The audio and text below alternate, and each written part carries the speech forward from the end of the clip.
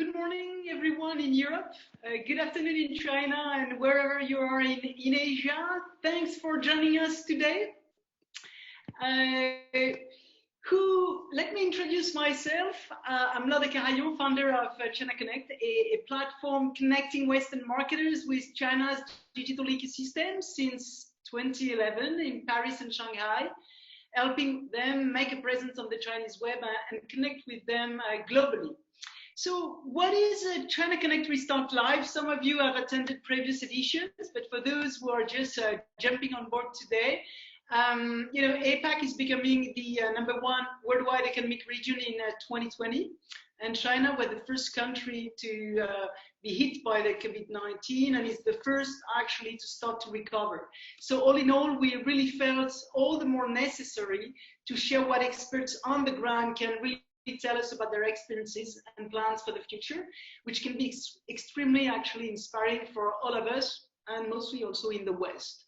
So why this topic today? Is COVID-19 a game changer for live stream commerce? So it's true that live streaming has been around for a lot of time.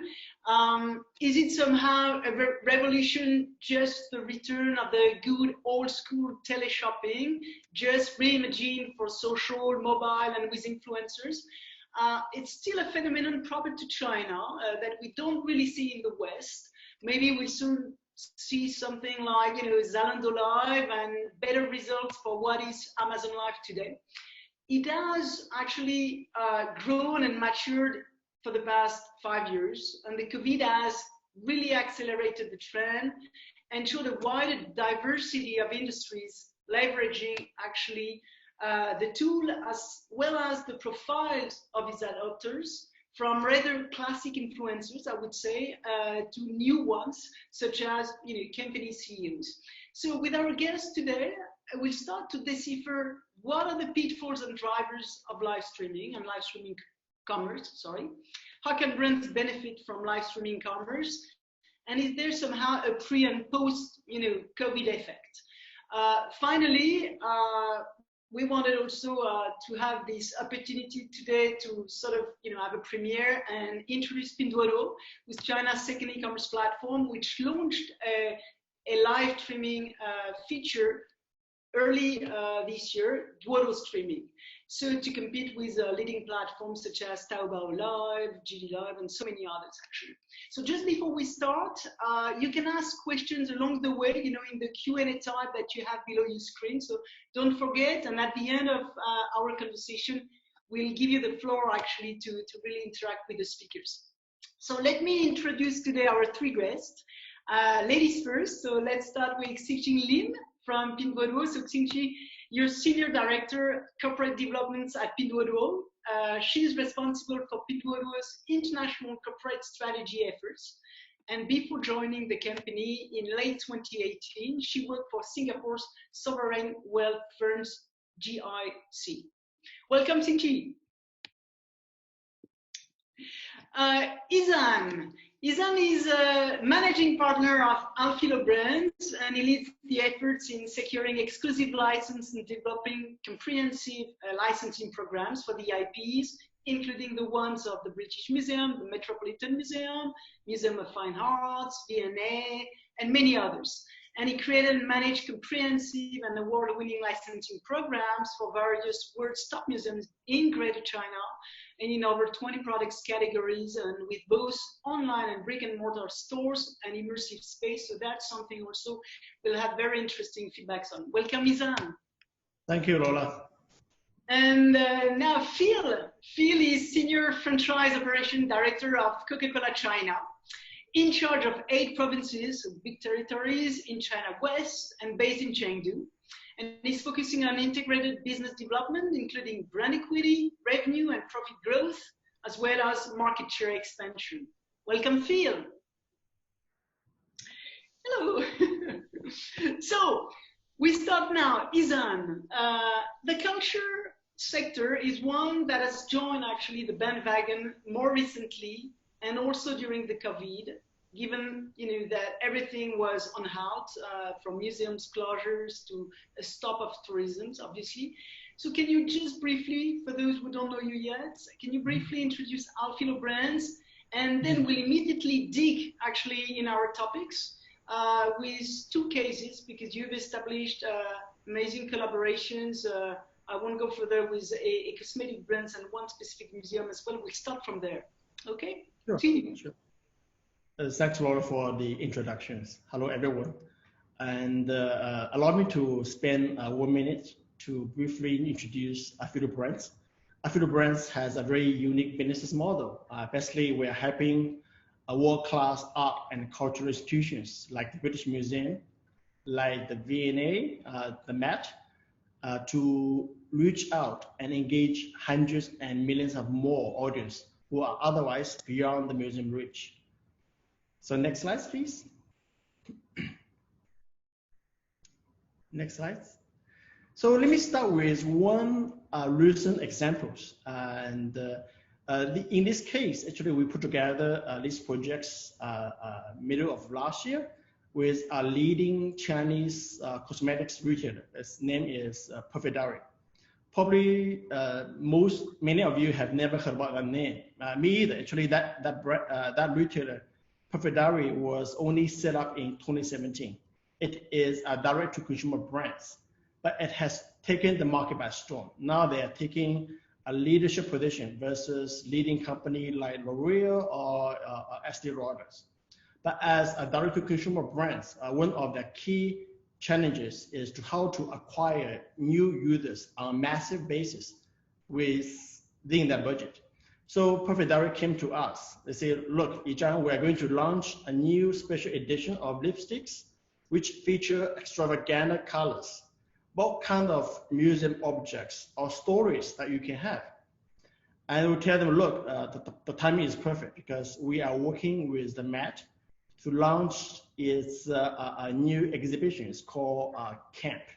As some of you may know, Camp is a word that describes the fashion trends starting in the 1960s. That feature, I mean, anyone think about Lady Gaga, you can understand what this means, Camp, which is very extravagant. So we have put together is we selected 8 objects that were featured in the exhibitions, and such as the Louis XVI portrait and also Queen Victoria portrait. And then we combine them into a very nice, beautifully done limited edition lipsticks, co-branded by the Met and Perfect Diary. Of course, with such a wonderful design, it is important to illustrate the story, the design inspirations. So what we did is we worked closely with Perfect Diary, who brought in a leading Chinese cosmetics live streaming host, Li Jiaqi. And through the live streaming, we were able to illustrate to the audience where the design inspiration come from, which is come from the Met exhibitions from New York. And that turned out to be a huge success because the audience really enjoyed the contents. They were so surprised to see the design inspirations. And briefly over 30 days since launch, middle of last year, during the June 18, we have sold over 600,000 units, which is a record breaking, which is for any consumer brands to match. So next slide, please. But why museums? The reason why we work with museums because they all have huge base of followers.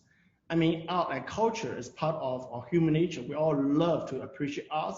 We always love to see something beautiful. And not to mention, museums have a lot of millions of objects or artifacts in their collections, which are a great source of design inspirations. Next slide. But, here's but, there's always a but. But as everyone knows, museums, they are large cultural institutions. But in terms of digital marketing, they are usually slower in terms of adapting the new technologies. So when we first put together the proposal for the British Museum, back in exactly 3 years ago, 2017, we put together a proposal for the British Museum to consider. because at the time we just launched a British Museum license program, and we have 18 retailers and brands have participated. But how do we able to tell the story that is behind each of the products? Traditional advertisement does not serve that purposes. So we thought about live streaming. But beginning, the museum is very hesitant because they never done that before. But over the course of persuasions, they gradually open up to it. And eventually, next slide, they gave us the whole space for the live streaming. As you can see, this is in the Great Court of the British Museums.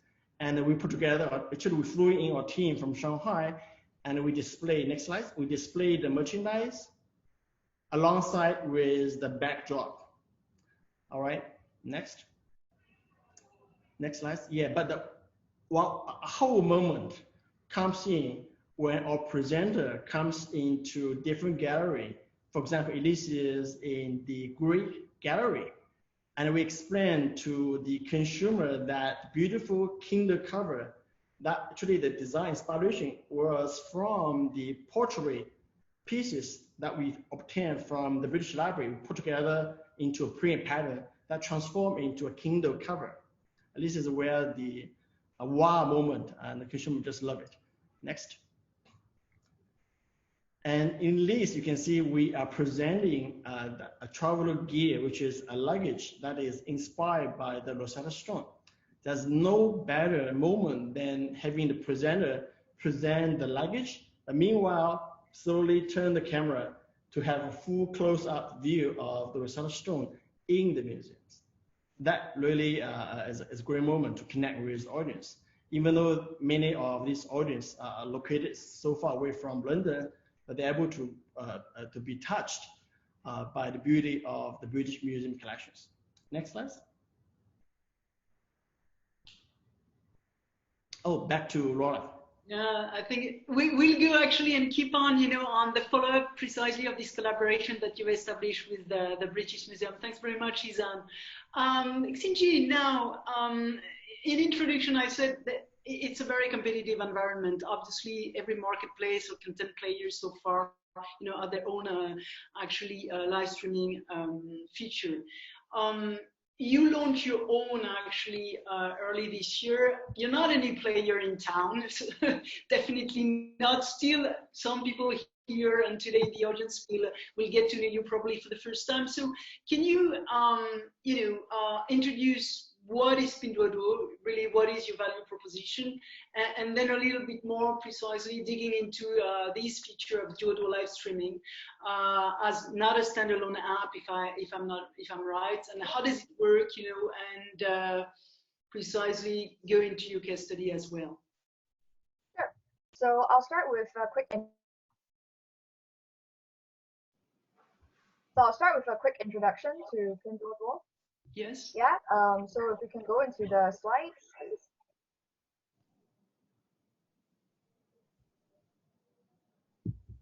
Great. So Pinduoduo is a pretty young company. So we were founded in October 2015, and today we're already China's second largest e-commerce platform in terms of active users. So you can see here on this slide that we had 585 million annual active buyers shopping on our platform. In terms of MAUs, we have about 482 million monthly active users. And we crossed the 1 trillion RMB in GMV mark at the end of last year. So this is all within a very short span in time. And I think a lot of what's driving that is because of our differentiated value proposition. So our name in Chinese, it means together, more and more. So Pinduoduo, right? So the more and more refers to more savings and more fun. So more savings because users can more easily find value for money goods on our platform. And then the more fun is because we've injected a lot of games and interaction with your social network on our app. So it's a very integrated kind of experience whereby, if you see something that you think is interesting, right? Hey, maybe, Laura might also be interested in buying, say, some home furnishings, because maybe she recently moved to a new home, and I know that she's looking for all these little gadgets to keep her place tidy, right? So I might see something that's very nifty and then send it along via WeChat because we're WeChat friends, and she can just click directly on that link that I sent her And if she has the app, she goes onto the app to look at the item, or she can just look at it inside the mini program. So it's a very seamless kind of process.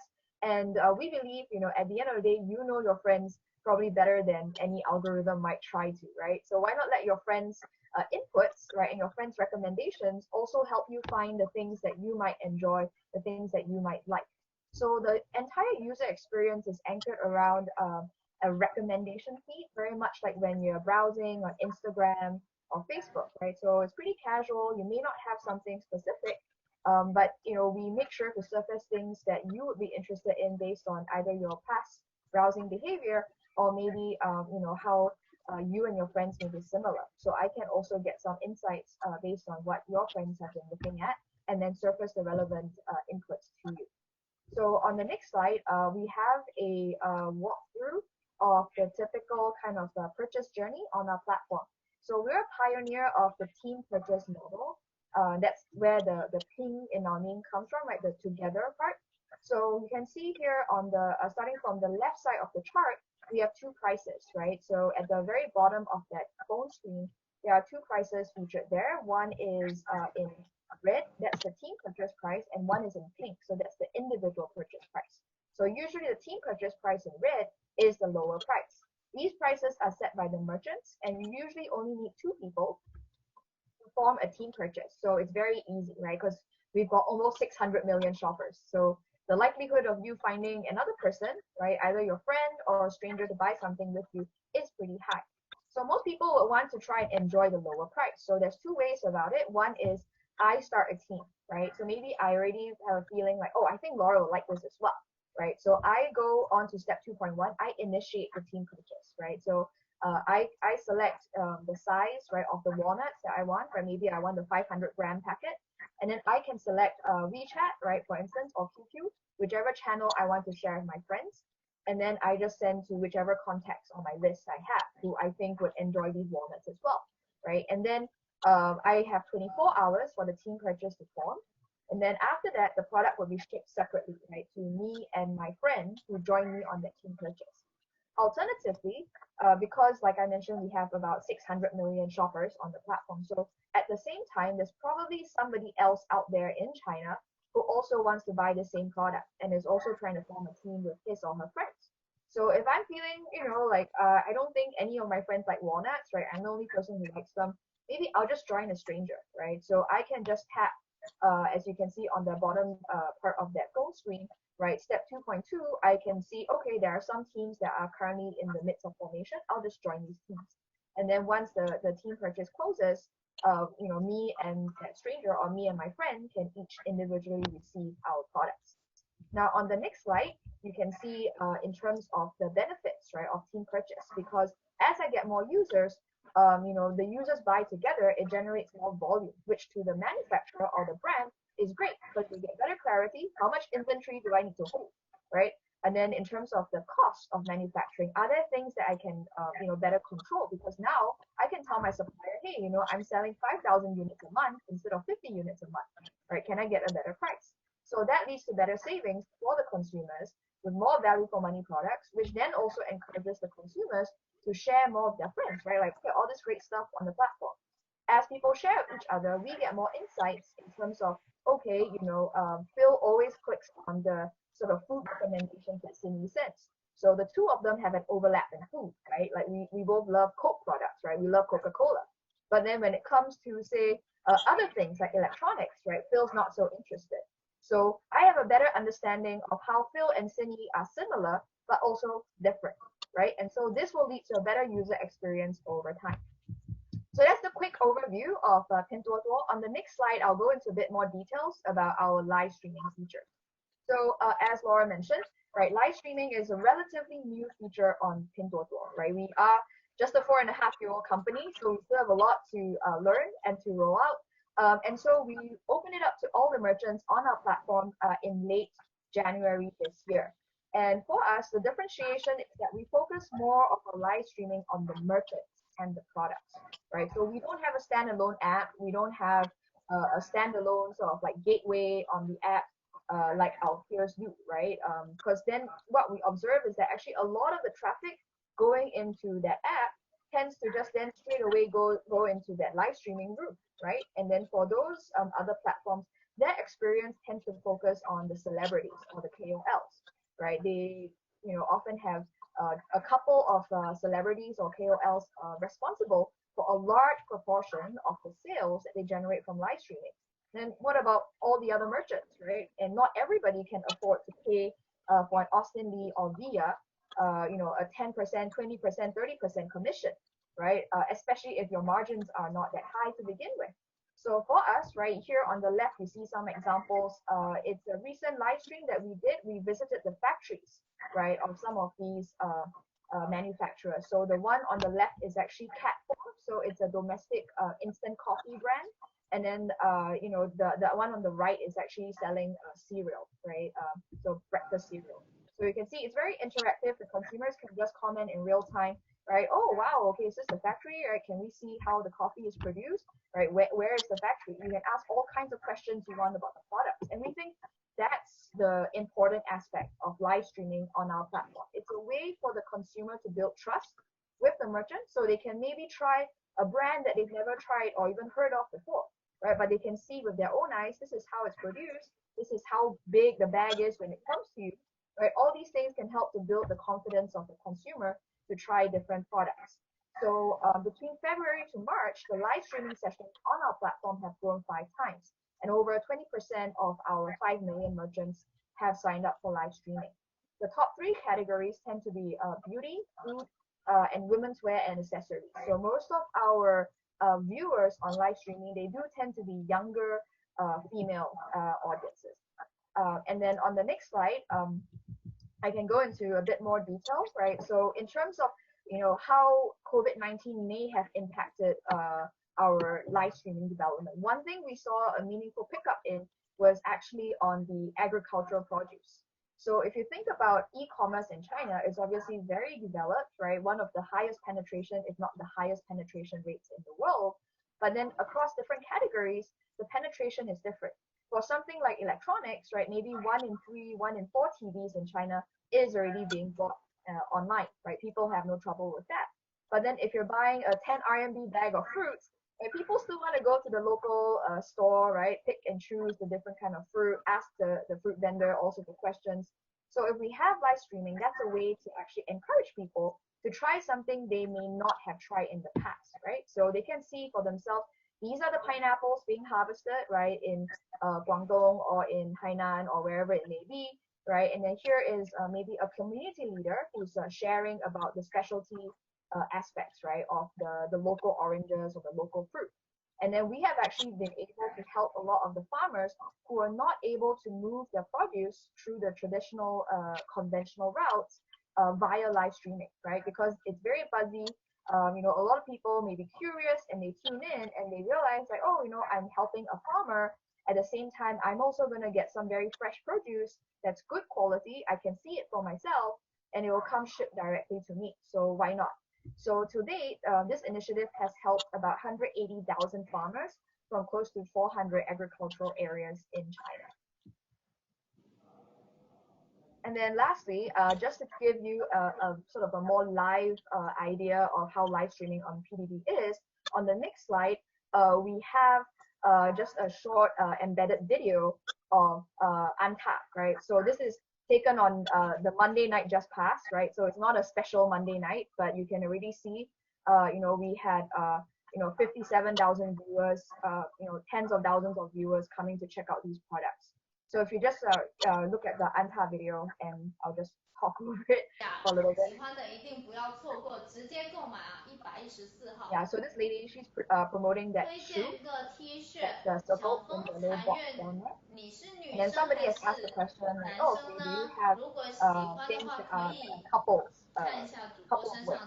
It's 520, so it's a Chinese Valentine's Day today, actually. 四叶草那个优惠券的话是指定优惠券，你要先把号码报给主播啊，才能看一下能不能申请优惠券啊。So you can scroll, right, and then you can select. Maybe I have a question about this black T-shirt. I can select, and then a pop-up will show up so that the presenter knows. Okay, right. Cindy wants to see a presentation on that black T-shirt.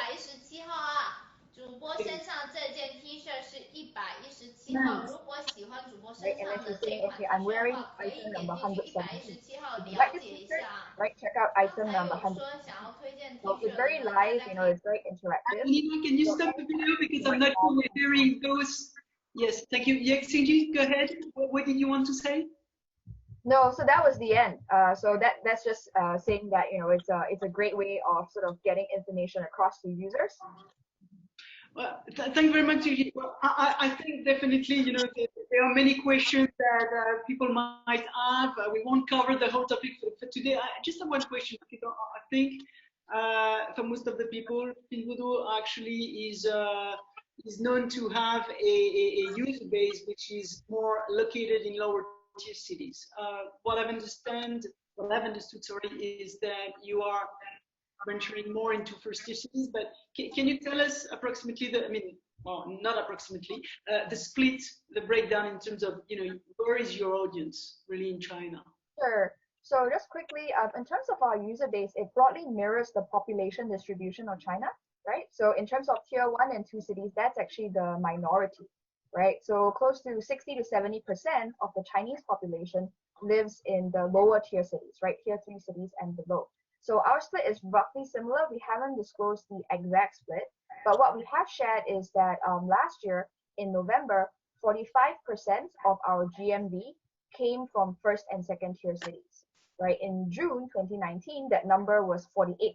So you can think of roughly, you know, high 40s percentage of our GMV, right, on a given month would be coming from the first and second tier cities. So it's actually not too different from our peers. Okay, thanks, XinYi. That helps me. You mentioned that F&B was one of your core categories, so it's a good transition for you, Phil. Actually, so, well, we don't present anymore like a COCA-COLA company, but very lately, I mean, just, you know, a couple of weeks ago, during the COVID, on April 24th, you ran a night of Sprite live streaming session. I won't go further. Can you just remind us, you know, what is Sprite positioning in China? And describe what this night consisted in, you know, the case, problematics, the strategy and the results. And finally, according to you, because the share of voice that the share of business that you're making on and offline has obviously, you know, a meaning versus what you think about what live streaming might bring to your business. Go ahead, Phil. Okay, thank you, Laura. So before PPT, I want to talk about Coca-Cola, so a few words. And everyone knows about the Coca-Cola company. We have numerous beverage brands. The Coca-Cola, one of the most valuable brands in the world. And we have Sprite. Yes, I wear Sprite t-shirt. And Minute Maid, Fanta, Monster. Maybe you don't know Costa Coffee, a famous coffee brand headquartered in England. We bought it 2 years ago. So Coca-Cola is a global company, and we do business through traditional way. We sell our products to consumers through key customers. For example, hypermarket like Walmart and the supermarket, eating and drinking stores, convenience stores, cinemas, and so on. And in China, e-commerce is rising up. To be honest, for Coca-Cola company, we still depend on our traditional business model. So e-commerce only accounts for 4 to 5% of our total revenue. So nevertheless, the world is changing, especially after this unprecedented COVID-19 pandemic. So you can try to show the PPT, okay?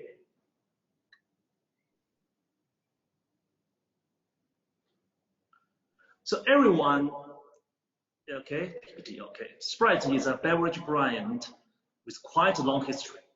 It came to China along with the Coca-Cola company in 1979. Now, Sprite is #3 brand in sparkling beverage category, followed by Coke and Pepsi.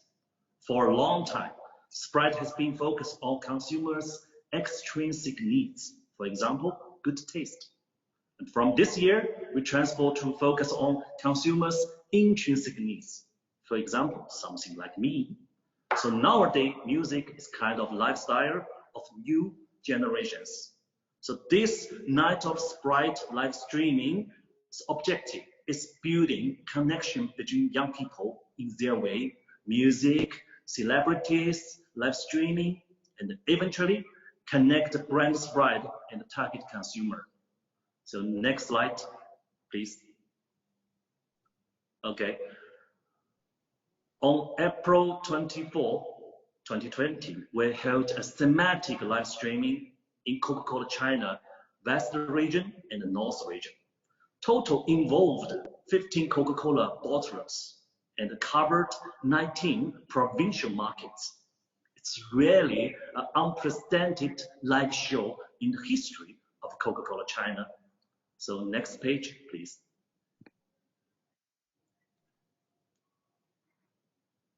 So this live streaming engaged with 6 platforms. Within 2 hours, just 2 hours, we got very good result. Total accumulated viewers reached 70 million, and the interactions reached 90 million. So more essentially, we sell 2.2 million renminbi Coca-Cola products online. That's very encouraging to whole Coca-Cola system. Okay, next page. So you may ask, is it successful? Yes, but we regard it as a starting point. So the question is, why is it so successful? Number one, we just make it happen in right time. The world is now suffered by COVID-19. Everyone knows the necessity of keeping social distance, the distance of safety. So more and more people prefer to shopping, gaming, entertaining online. Obviously, the pandemic accelerates the rising trend of live streaming. Besides, the date of Night of Sprite also met the date of final music competition in Hunan satellite TV, which our Sprite celebrities also joined in. So Hunan satellite TV is very famous in China, okay? So these celebrities are very famous singers and music makers. Maybe you know their names, maybe not, so whatever. So they are Hua Chengyu, so New Pants Band, and the Mao Buyi. So on April 24, Hua Chengyu, our Sprite celebrity, got the first place in the final competition. So lots of his fans came to Night of Sprite live streaming for celebration. Number two, we engaged right platforms. So these 6 platforms, which I list in this page, are top players in China. They are Douyin, Kuaishou, Yizhibo, Huajiao, Jingdong, and Taobao. They helped us to build traffickers.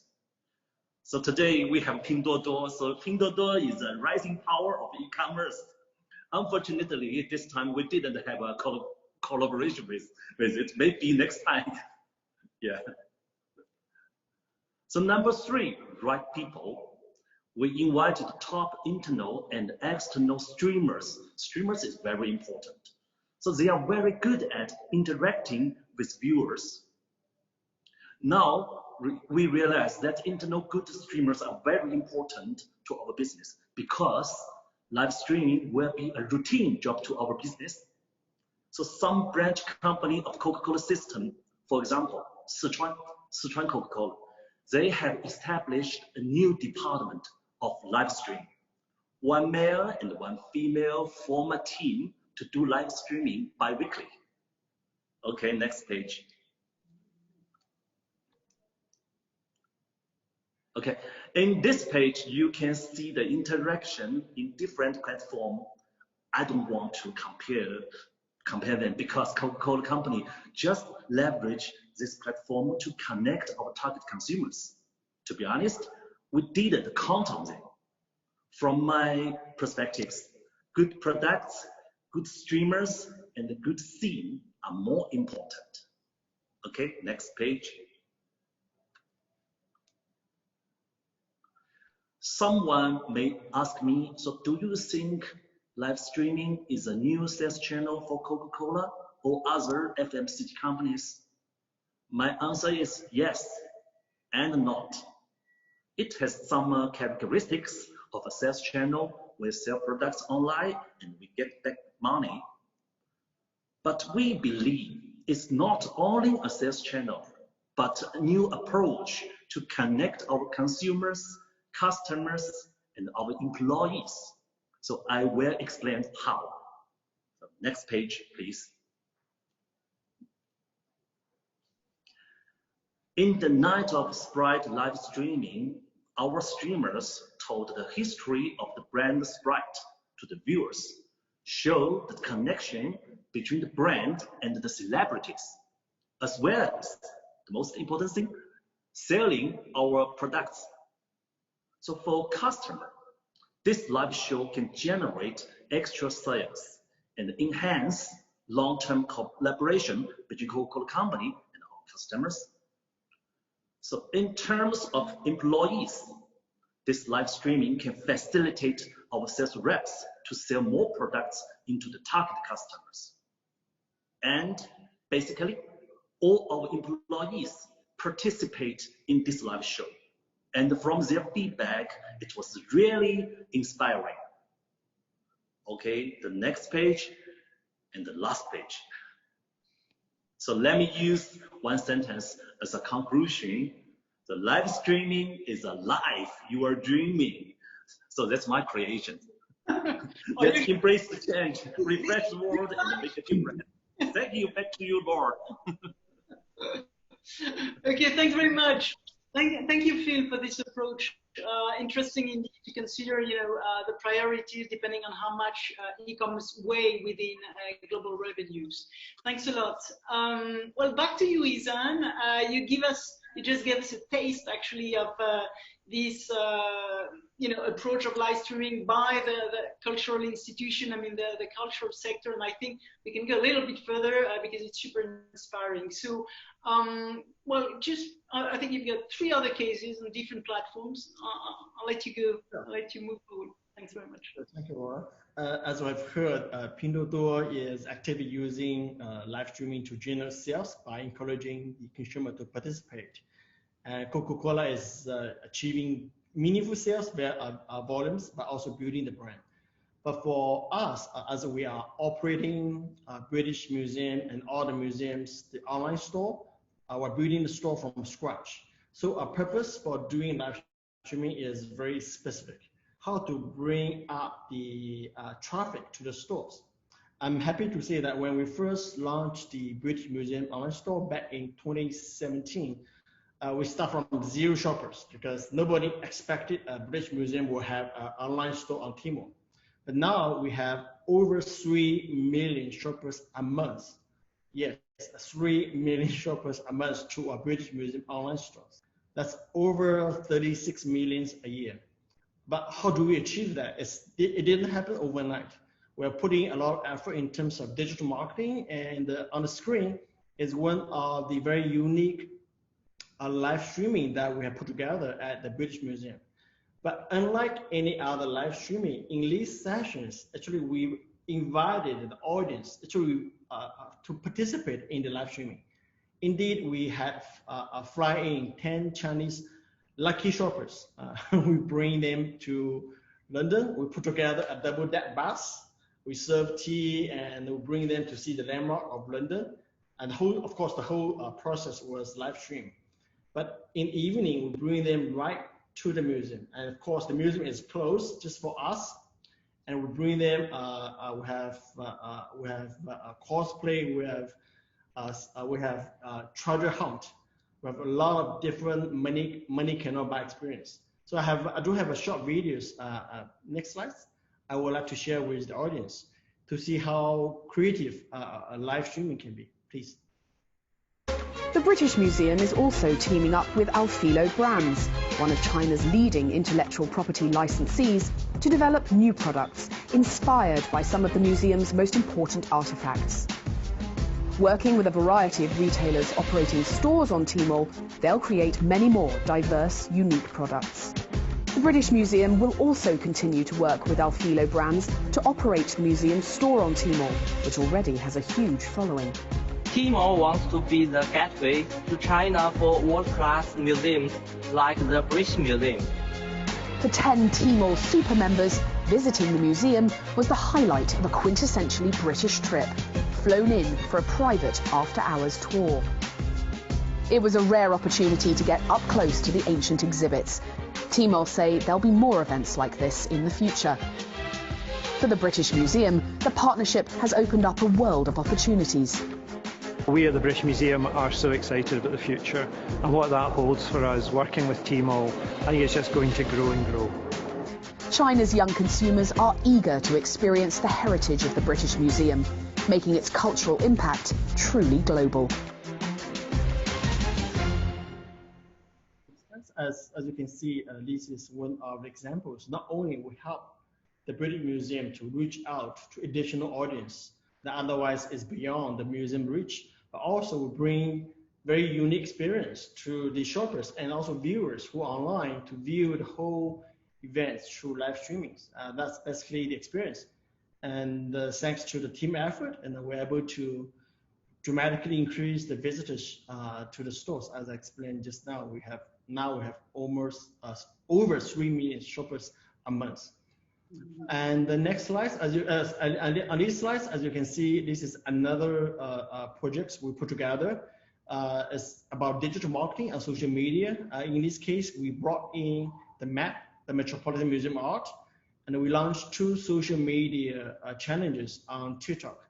That was executed last May, basically last year, during the Met Gala, and that was overwhelmingly received. And we have also implanted the licensed products in the videos. So as consumers watch the video, they're able to click as they see, and you can see the floating banner will bring the shopper right to the Metropolitan store on Tmall. Next slide. Next slide. And this is the last case I would like to share with the audience. Actually, that was just done a couple of weeks ago in Shanghai. As you can see, live streaming has taken off in China in a big way. And a lot of consumer brands are using that. And now even the luxury brands are using live streaming to reach out to additional consumers as part of their marketing and sales, day-to-day sales. And this was put together, this live streaming was put together by Tmall Luxury Club. And in the process, they invited one of the Chinese top fashion KOL, Gogo Boy. Some of you may be familiar with him. He is well regarded as the guru, the fashion guru in China. And that was a 3-hour session.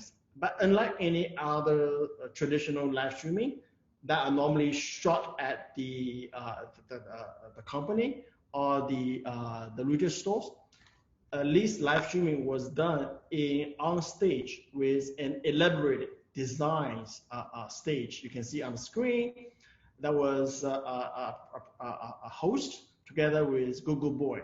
And that was a 3-hour event. And many of the luxury brands such as Burberry have participated. And fortunately, very fortunately, the British Museum and also the Metropolitan Museum of Art, our licensed products are featured during that sessions. And I was able to be invited to stand on the stage and to share with the audience about the art, the masterpieces. In this case is the Claude Monet's the Water Lily. How do we transform masterpieces into beautiful products? Next slide with the short videos. And there's no need to play the whole video. You can play the beginning part and the final part. Thank you. Hello， 正在收看我们直播的各位宝宝们，大家晚上好，欢迎各位来到我们的直播间，我是今天的主播雪莹，很高兴和各位见面了。那现在呢，我们所在的位置是我们今天由天猫奢品联合大英博物馆给大家带来的艺术奢品跨界派对直播盛典。同时在今天晚上我们的直播间呢，我们也非常荣幸的还为各位邀请到了我们的天。Okay. Thanks very much, Yizan. Just to conclude on your part, actually, well, since you've been working and leveraging live streaming for a couple of years already, and would you say that, in particular to your industry, when it comes to cultural institution, are there particular do's and don'ts? You know, I mean, the pitfalls, because it's trendy. Okay, everybody wants to go into it. We know there are hurdles, obstacles, and probably do's and don'ts. Can you have make your own recap for that? Ronald, this is a very good question. Indeed, in our experience, there are many advantages that we can take. Any brands or retailer can take advantage of the power of live streaming. But there are also a number of areas that we need to watch out for. I mean, for examples, in terms of the settings is very important. Whether you are able to do the live streaming in a store with the environment, the retail environment, whereby allow the consumer to immerse themselves in the store, or is it shot in the factories? And in many cases, as we have shown through our examples, the consumer really love high quality contents. They are no longer watching live streaming because it's new, because many Chinese consumers are already used to live streaming as a new way of shopping. But as more brand and the retailer are adopting live streaming, we need to pay a lot of attention on the contents. How much creative activities, how much fun, how much entertaining that we can make the live streaming. It's not just this is how much price, how many people want to buy, we give a discount. It's no more that this kind of traditional sell kind of approach. And we're very happy as a leader in this field. We have put together many of the live streaming that focuses on digging into the contents, which in our case is the museum objects. And as you know, marketing is all about storytelling. How do we tell the story in a very seamless way, allow the audience to understand the design, the story about the products, to generate a certain level of emotional connection before they purchase. I think that is one of the key do's and one of the lessons that we have learned. Okay, thanks very much, Yizan. So before we go into the Q&A session, I mean, we're going to finish with XinYi. XinYi, you work at Pinduoduo with a lot of different clients, across many industries. For you also, what are the pitfalls of live streaming commerce? You have two case studies in two different sectors. Can you recap that? Yeah, sure. So my two case studies, one is actually travel. So I think that's a relatively new development that's been precipitated by sort of the COVID-19 outbreak, right? So a lot of people maybe not feeling too excited about, traveling around right now. But I think one thing that live streaming has the power to do, and as you saw from Yizan's examples, right, it can really bring a cultural experience to somebody who may just be viewing from the comfort of their own home. And they can still make purchases that's related to that cultural experience, right? You can buy souvenirs from, the museum stores, right, that Yizan operates, or you can also buy tourist attraction tickets. So over here we have an example of Furong Town.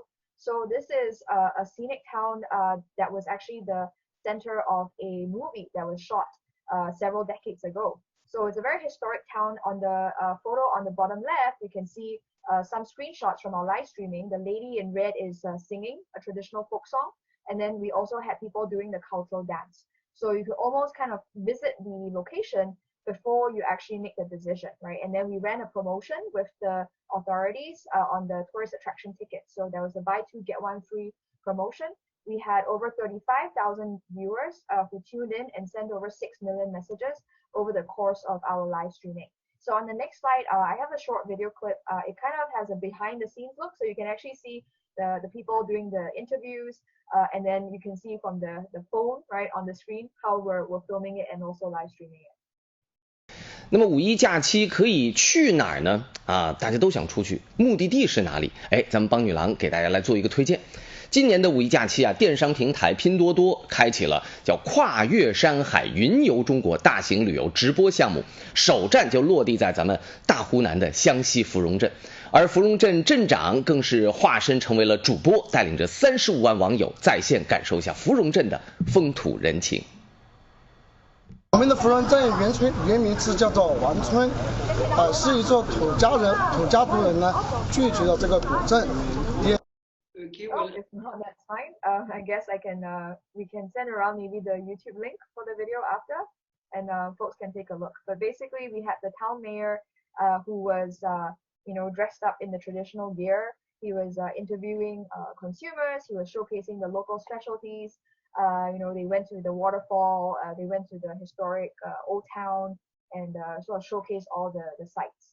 And then another thing that we are also seeing more of and trying to promote on our platform is what I would term expert live streaming, right? So we actually had a partnership with the Argentinian sort of consulate in Shanghai, whereby they introduced to us these sources for Argentinian red shrimp. There's a merchant on our platform called Global Fisheries, who is a seafood importer. So Global Fisheries took delivery of all the Argentinian red shrimp. And then when we were selling these, we also held a live streaming session. So there's a little video here on the left that will show you the chef who's actually just sort of talking to viewers how to prepare the shrimp. 这是我们第二道，是偏这个阿根廷这个风味口感。对，红虾科意面。红虾意面，对，红虾茄汁意面。对，也可以上面加柠檬的。也可以加柠檬。对，我们比较喜欢吃柠檬的，但是那种酸一点口感。对，咸咸的。比较符合我的这个口味。我喜欢。可以按照你自己的味道加一些柠檬。Yeah, so just a simple recipe, right, of baked shrimp with pasta. Right, saying like squeeze a little bit of lemon on top. So this is a way to actually encourage people to make a purchase of something that maybe they wouldn't really consider, right? Because if you're paying a few hundred RMB for shrimp, you want to actually go down there, you want to pick it out yourself, especially if you never bought it before. And one thing I would highlight as well is this quote below from our partner. So the CEO of Global Fisheries is actually the lady in pink in that photo on the bottom right. So she was sharing how actually, over time, when she has been operating on Pinduoduo, she's actually able to get further data, right? It's aggregated and anonymized data from our platform, but we can actually let her know, well, what are some of the trends that we're seeing, right? And they can run that data analysis so that they know, okay, typically people prefer, shrimp of a certain size, right? Maybe in terms of the packaging, right? Let's do it all in like 1 kilogram because maybe 2 kilogram is too big for the typical Shanghai family.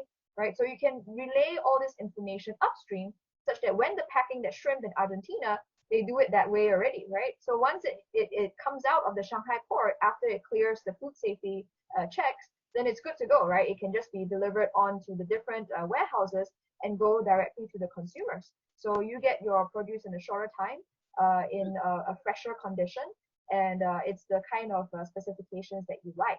Right, so I think this is really something that we'll continue to see more of, right? Because I think in other examples, right? Because there are so many live streaming platforms today, right? Almost everyone can sort of start a live streaming account, right? We see a lot of people starting accounts and selling things, and on some of those other platforms, they may not be an official e-commerce platform, right? So in terms of the quality, the assurance, there's sometimes some issues there. Right, and then sometimes you have the sort of KOLs or the salespeople on the video. If they're not professional merchants or they're not the people who actually work with the product, then we've seen some instances on other platforms where maybe the KOL is demonstrating something and it doesn't quite work, right? And if it fails, it happens live, right, to a potentially large audience, right? So I think those are. I mean, it's the pros and cons of live streaming, right? If you're a real expert, your product like the back of your hand, you can actually really sell it to the consumer because any question that they type right in the chat, you can just answer right away. But if you're somebody who's just paid and trying to earn some commission on maybe some product that you don't care much about, then that also comes out, right, when you're doing that live stream. Thanks very much, Kriti. Well, that's a wrap actually. So I want to thank you the three of you, Yizan, Phil, XinYi, thanks very much for your contribution. I think we just offered, everyone, a large scope of potential reality achievements across different target audience industries. Of course, it's just a taste of it, and it deserves to be, further addressed. And I'm sure we'll have opportunities. So let us, switch directly now to some questions we have from the audience. I picked actually the latest one from Oscar. There's always something that is related to cost, and I'm sure there are as many questions as answers in terms of how much things cost. It's always about trying to get an idea. It's always also what is asked. I'm not a premium or high-end luxury brands or whatever. I'm medium or small size enterprise. What can I afford? So what can I afford, and what's the ROI of such events? So I guess there are many parameters, but can any of you, give an answer of what he believes?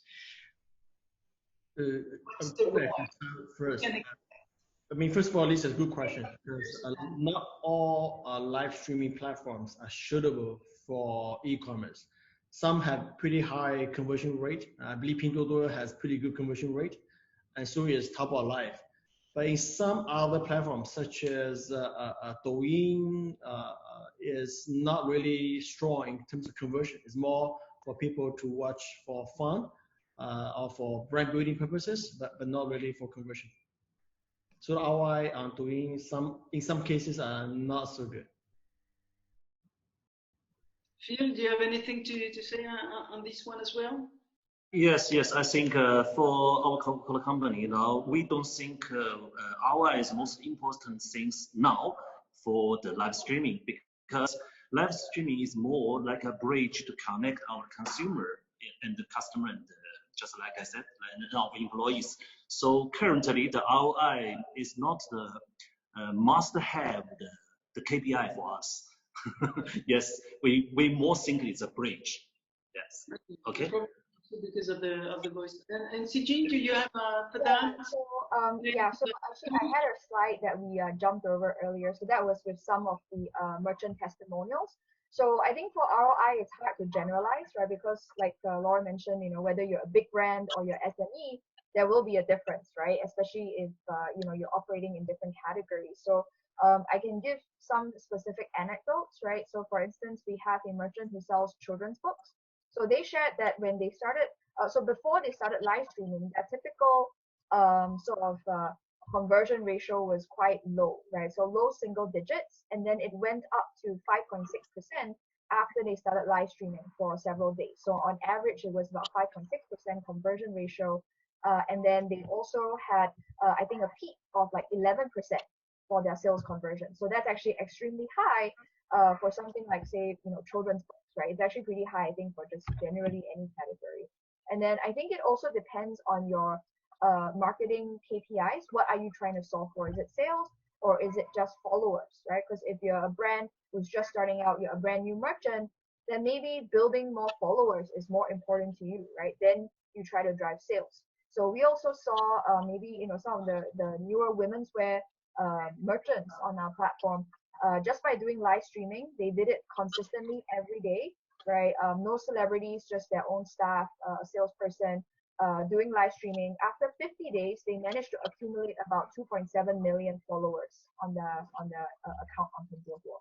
So those are a few of the I think success stories, and they're by no means representative. But at the same time, these are the small domestic merchants. So if you're a big brand, I would imagine you can do them better. Thanks very much.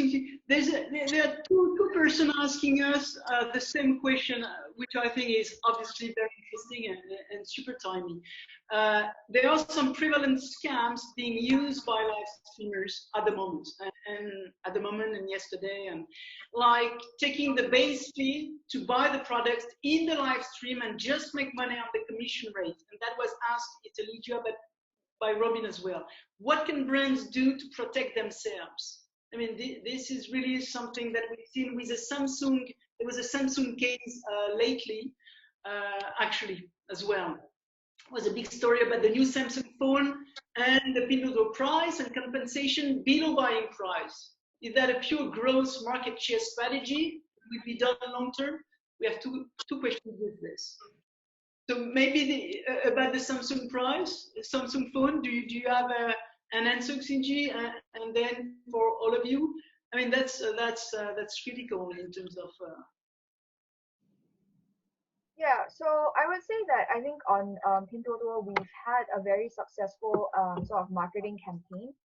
We have a section called 10 billion subsidy campaign, right? So it's basically a deal section. So you imagine when you go to Amazon.com, there's daily deals, right? When you shop at Walmart, whether physical or online, there's also a deal section, right? So certain users, if they don't have something specific that they want to buy, but they're just looking for a good deal, you click on the deal section, right? So for us, the 10 billion subsidy campaign, we've actually had that running, I think, for close to a year now. We launched it about sort of around June last year.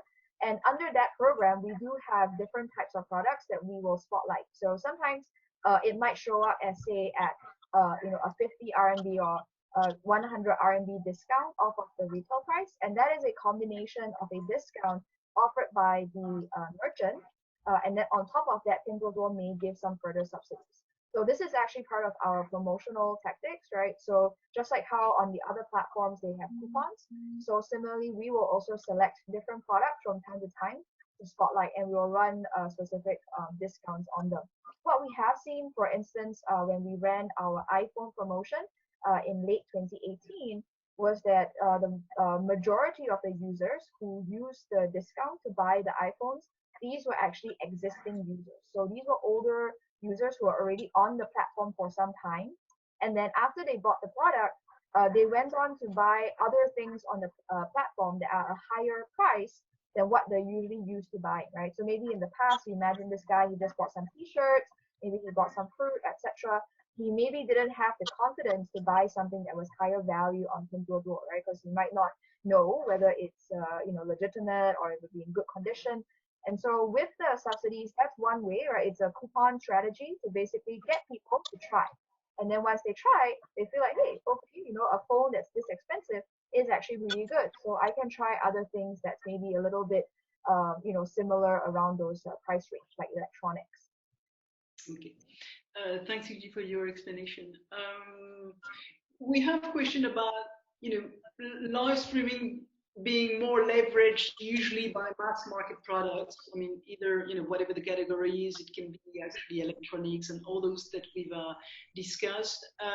More high-end luxury brands I've started as well, to join the bandwagon. But is there some regulation when it comes to wine and spirits and alcohol? I mean, to do for live streamers or live streaming in this category? Just, do you know any? Or is it totally open? Phil, you're not into the wine and spirits, whatever, but do we know are there any regulation, or is it totally, the floor is open to live stream any alcoholic products? Yes, you mean our plan for the launch some new products on by live streaming? Sorry? Or next plan? Yes, sorry, but the network has some problem. Okay. I'm just asking anyone if there's a regulation regarding alcohol, the sector for live streamers. Are there any constraints or dues, obligations? Not to my knowledge. Not to your knowledge? No. Okay, it's open. Okay, no problem. I think, that's pretty much the question that we had.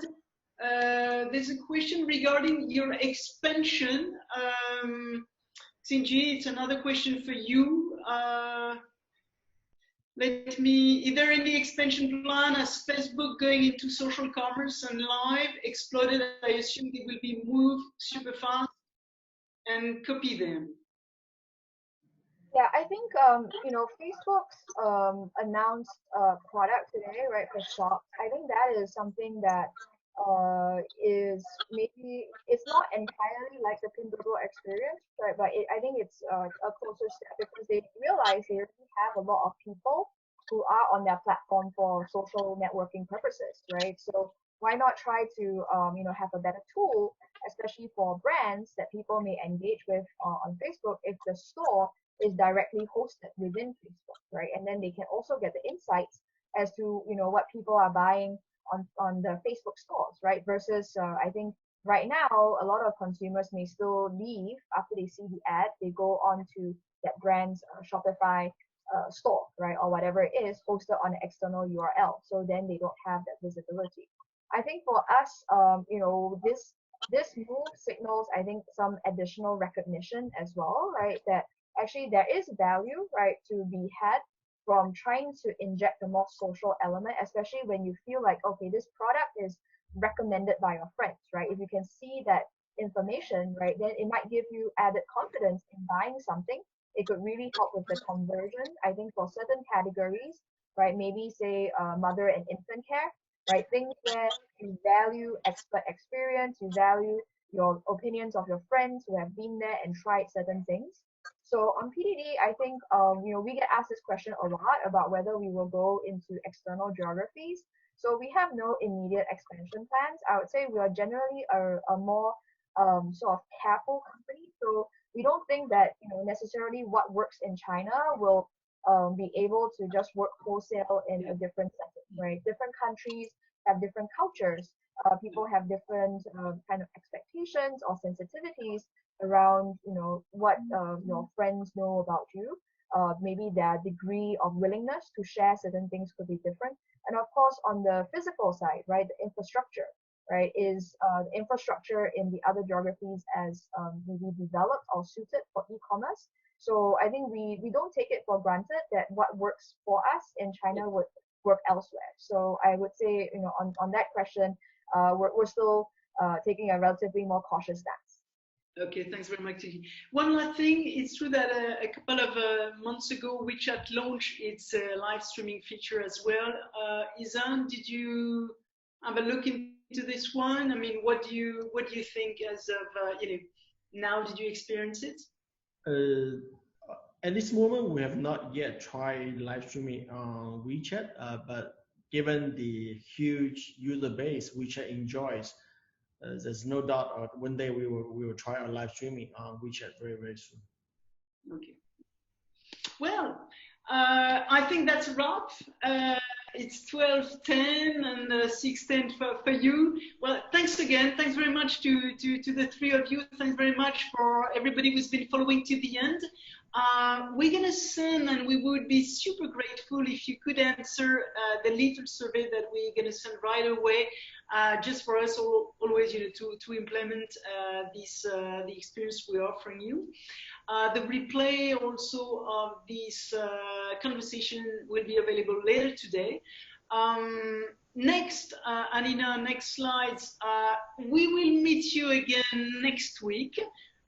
Always same day, same time, with something that is also of a great momentum, because we decided 2 weeks before the big shopping festival, which is 6/18, and way ahead somehow, 6 months before the next 11/11, we thought it's really interesting to sort of, prepare and how brands should get ready and prepare for a post-COVID 11/11. Obviously, 6/18 is going to be huge because there's going to be a rush.